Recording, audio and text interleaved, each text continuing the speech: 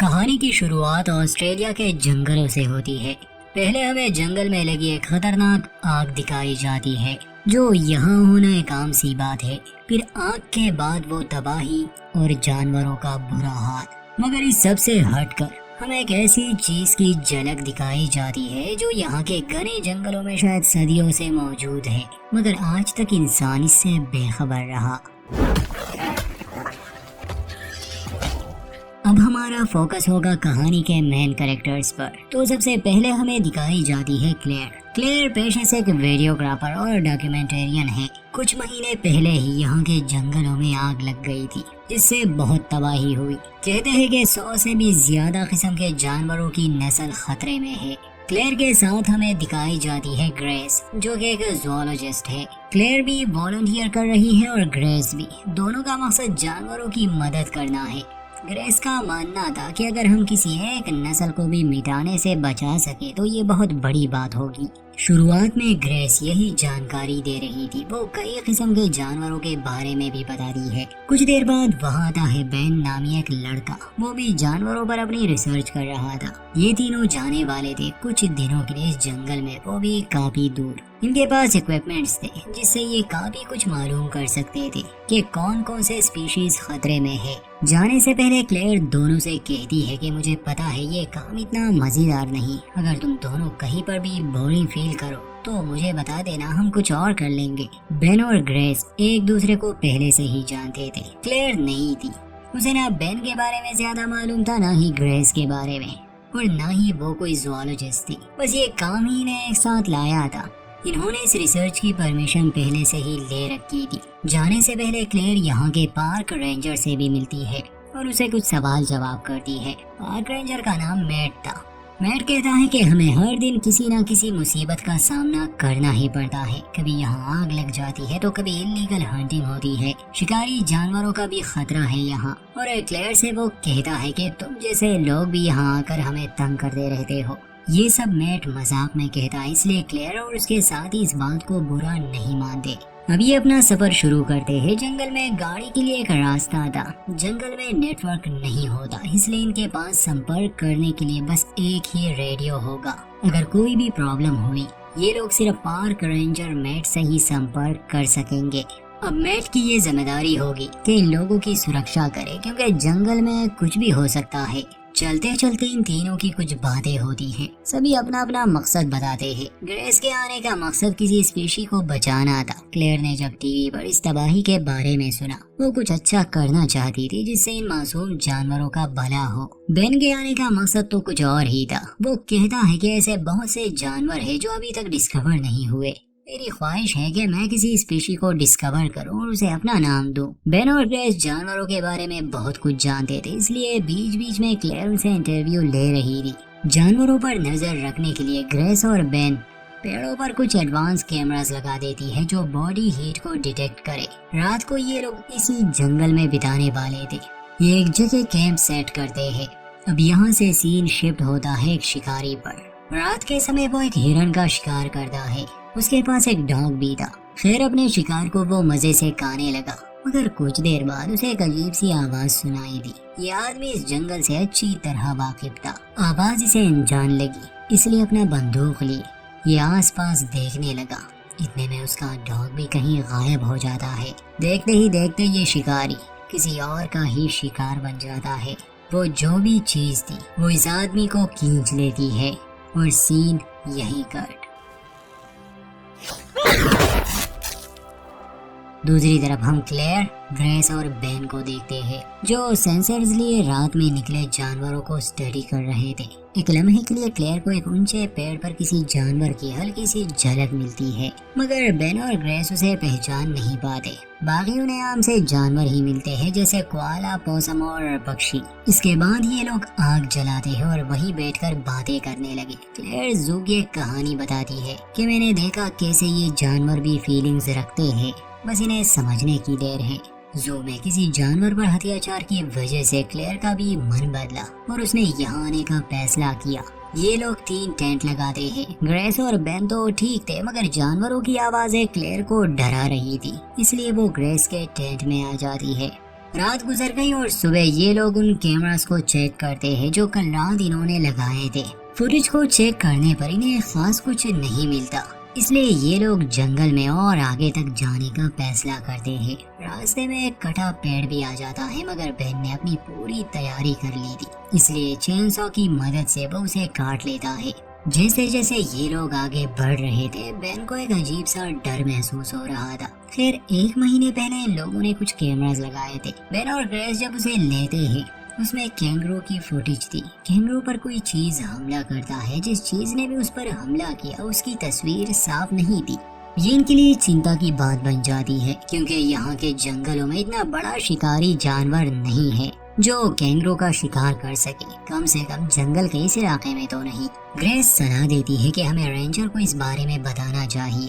Ben कहता है कि हो सकता है शिकार किसी इंसान ने किया हो। ये तीनों उस पेड़ के पास भी जाते हैं जहाँ पर ये कैमरा फिट था और उस जानवर पर हमला हुआ था। शिकार ऊंचाई से किया गया था, ऐसा बहुत कम होता है। खैर बेन रेंजर मेट को कॉल करने पर मजबूर हो गया। बेन उसे अपनी लोकेशन भेजता है और ये जानकारी भी देता है कि हमें शिकारी जानवर के कुछ सबूत मिले हैं। असल में बेन इस ट्रिप को इतनी जल्दी खत्म नहीं करना चाहता था। रेंजर मेट इन्हें बचाने निकल जाता है।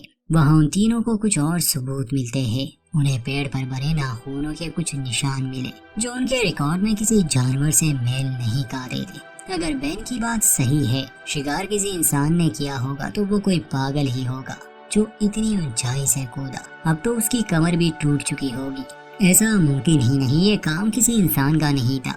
अब इनका सामना किसी अनजान जानवर या फिर किसी और चीज से था, इसलिए ये लोग उस इलाके से नहीं जाते बल्कि अपने सभी कैमरास को वहाँ पर फिट करते हैं। शाम होने वाली थी। रेंजर मैट को रास्ते में उसी शिकारी की कार मिलती है जिसे कल रात किसी चीज ने मार दिया था। वो वहाँ रुकता है, आसपास का जायजा लेता है। उसे गाड़ी का मालिक कहीं भी नहीं मिला, मगर जब उसे खून नजर आया तब उसे शक होने लगा। थोड़ा आगे जाने पर एक पेड़ के सामने घसीटने के निशान थे। मैट वहाँ खड़ा था, तभी उसे उस शिकारी का डॉग नजर आया जो काफी घबराया हुआ था। जमीन पर पड़े शिकारी की गन लेते समय कोई चीज उस पर भी हमला करती है और उसे भी घसीट कर ले जाया जाता है। वहाँ बेन एक थियरी बताने लगा क्लेयर और ग्रेस को। वो कहता है कि रिकॉर्ड के हिसाब से कुछ ऐसे जानवर जो आज से 5000 साल पहले एक्सटेंट हो गए थे, कार्निवेरस उन्हें कहा जाता। ये शिकारी जानवर लगभग इंसान जितने ही होते। ये हमेशा अपने शिकार पर ऊंचाई से हमला करते। इससे शिकार तुरंत ही या बेहोश हो जाता या फिर मर जाता। फिर ये जानवर उनका गला काट लेते, जिसे वापस पेड़ पर ले जाते और खा लेते। इन बातों से क्लेयर को डर जरूर लग रहा था, मगर ग्रेस हंसने लगी क्योंकि वो इसे एक मनगढ़ंत कहानी समझ रही थी। बेन समझाता है कि ऐसे बहुत से जानवर थे जो हमें लगा था कि खत्म हो चुके हैं, मगर हमें उनकी स्पीशीज फिर भी मिल गई। तो ग्रेस कहती है कि वो बस सैकड़ों साल पहले की बात होती, मगर जिस जानवर की तुम बात कर रहे हो ये आज से हजारों साल पहले ही खत्म हो चुके हैं। बेन कहता है कि हो सकता है बार बार इस आग की वजह से उनके इकोसिस्टम पर असर पड़ा और उन्होंने अब अपना इलाका बदल दिया हो। सच जानने का एक ही रास्ता था कि ये लोग उसकी तलाश करें। रात को ये लोग आसपास के एरिया को देखने लगे। झाड़ियों में कोई चीज थी। ये लोग गौर से देखने लगे, मगर वहाँ से एक बकरी निकलती है। ये एक दूसरे का मजाक उड़ाने लगे, तभी उस बकरी पर हमला होता है। ये लोग उस तरफ देखने लगे। बेन ने जिस जानवर का जिक्र किया था शायद ये वही था। वो उस बकरी की गर्दन तोड़ देता है और उसे पेड़ पर वापस ले जा रहा था। बेन और ग्रेस हैरान थे। उन्होंने एक ऐसी स्पीशी को खोज निकाला था जो दुनिया के हिसाब से खत्म हो चुकी है। अब इन्हें चाहिए थे सबूत। ये लोग उस चीज की फुटेज रिकॉर्ड करने लगे, मगर वो अंधेरे में रहने वाला एक जानवर है, इसलिए आम कैमरा से इन्हें खास फुटेज नहीं मिलती। क्लेयर जल्दी से अपना ड्रोन लेती है और उसे रिकॉर्ड करने की कोशिश करती है, मगर वो जानवर वहाँ से भाग गया। बेन उसका पीछा करता है। क्लेयर वहाँ पर रह जाती है, वो भी अकेले, और ग्रेस भी बेन के पीछे जाती है।